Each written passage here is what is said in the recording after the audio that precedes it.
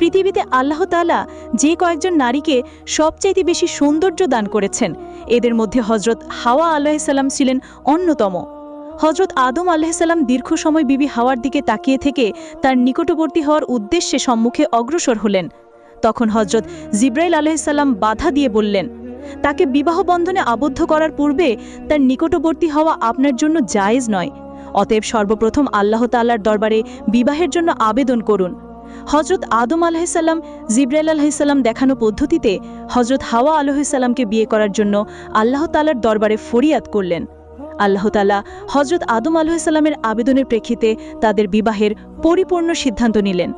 আল্লাহ তাআলা আদমকে লক্ষ্য করে বললেন, হে আদম, আমি আপনাকে হাওয়া আলাইহিসসালামের সাথে বিবাহ বন্ধনে আবদ্ধ করে দিলাম, কিন্তু এখন আপনি আপনার বিবাহের মোহরা আদায় করুন।